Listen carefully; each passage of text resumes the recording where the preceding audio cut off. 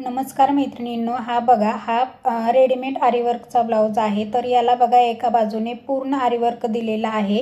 हे जे डिझाईन आहे ते उजव्या बाजूला आहे, त्यामुळे ते पूर्ण डिझाईन दिलेला आहे। परंतु याला टक्स म्हणजे पाठीमागचा टक्स घ्यायचा कसा हा मोठा प्रश्न आहे। तर जिथे आपल्याला टक्स घ्यायचा आहे तिथेच इथे डिझाईन पूर्ण दिलेली आहे। तर तुम्ही अशा पद्धतीने बघा साईडला थोडंसं 1 इंचाचं असं तिरकं क्रॉसमध्ये कटिंग करून टाकायचं आणि दुसऱ्या बाजूला टक्स घ्यायचा।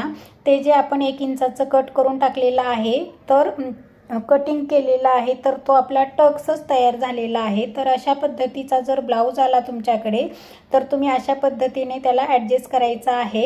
एकीकडे कट करून टाकायचा आहे आणि दुसऱ्या बाजूला आपण नेहमी जसा टक्स मारतो त्या पद्धतीने टक्स मारून घ्यायचा आहे। तर बघा अशा पद्धतीने इथे टक्स मारून झालेला आहे। त्यानंतर आपल्याला जशी आपण नेहमी कमरेची पट्टी लावतो त्याच पद्धतीने इथे आपल्याला कमरेची पट्टी लावून घ्यायची आहे। तुम्ही जर हे डिझाईन असल्यामुळे टक्स घ्यायचे टाळले तर ब्लाऊज हा फिटिंगला अजिबात चांगला बसत नाही, कमरेमध्ये उचलला जातो। त्यामुळे हे अशी टक्स घेण्याची पद्धत अगदी योग्य आहे।